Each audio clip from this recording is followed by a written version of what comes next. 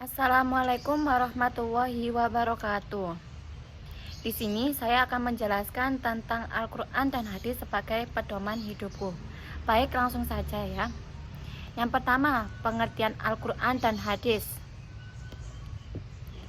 Al-Quran menurut bahasa berasal dari kata qoro'a yaqro'u Qur'anan, yang berarti membaca atau bacaan.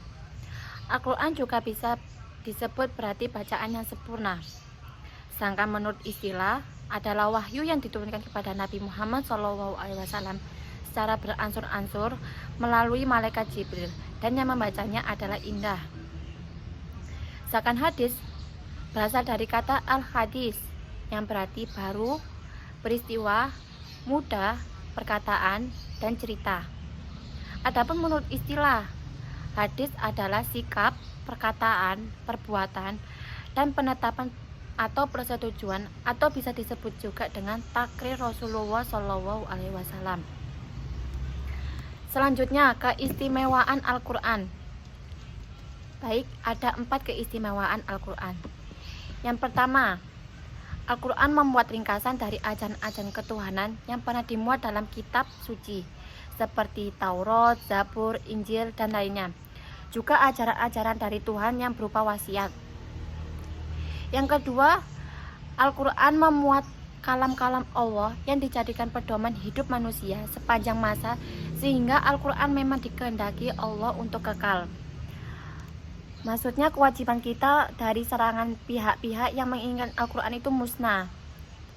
Baik, selanjutnya yang ketiga, Al-Quran adalah sumber ilmu pengetahuan.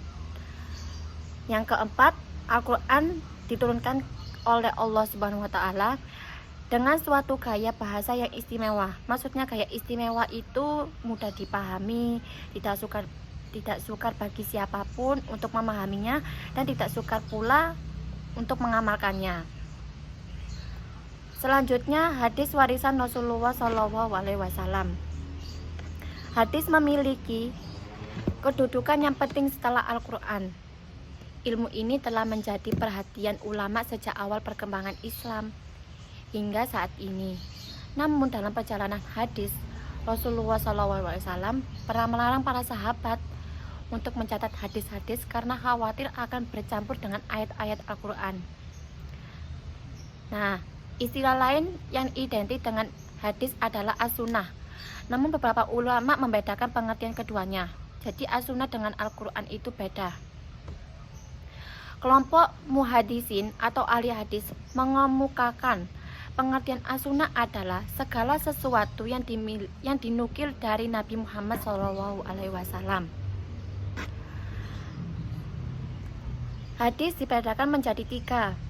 Yang pertama, hadis qawli, hadis fi'li, hadis takriri.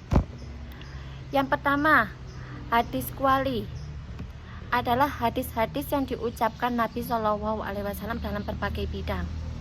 Yang kedua, hadis fi'li, perbuatan-perbuatan Nabi SAW yang sampai kepada kita melalui penukilan sahabat. Yang ketiga, hadis takriri, keadaan Nabi SAW yang mendiamkan, tidak berkomentar, dan tidak menyanggah serta menyetujui apa yang dilakukan oleh para sahabatnya. Selanjutnya, fungsi Al-Quran dan hadis. Yang pertama, fungsi Al-Quran secara umum. Yang pertama, sebagai sumber ajaran atau hukum Islam yang utama. Yang kedua, sebagai konfirmasi atau informasi terhadap hal-hal yang tidak diketahui oleh akal atau tidak masuk akal gitu. Yang ketiga, petunjuk hidup manusia. Maksudnya petunjuk hidup manusia itu petunjuk manusia ke jalan yang lurus tentang berbagai hal, walaupun petunjuk tersebut terkadang bersifat umum yang menghendaki penjabaran dan pencitraan. Adapun fungsi terhadap Al-Quran, yang pertama, mengukuhkan hukum yang sudah ada dalam Al-Quran. Yang kedua, memerinci ayat Al-Quran yang global. Yang ketiga, menetapkan hukum yang belum terdapat dalam Al-Quran. Yang keempat, membatasi keumuman ayat Al-Quran. Adapun fungsi secara umum, yaitu sebagai sumber ajaran hukum Islam, yang keduanya Al-Quran dan hadis itu mempunyai peranan yang sangat penting terhadap keberadaan Al-Quran, karena sebagian Al-Quran memang merupakan ayat-ayat yang membutuhkan penjelasan dan perincian. Sekian dari penjelasan saya. Apabila ada salah kata mohon dimaafkan. Wabillahi taufiq wal hidayah.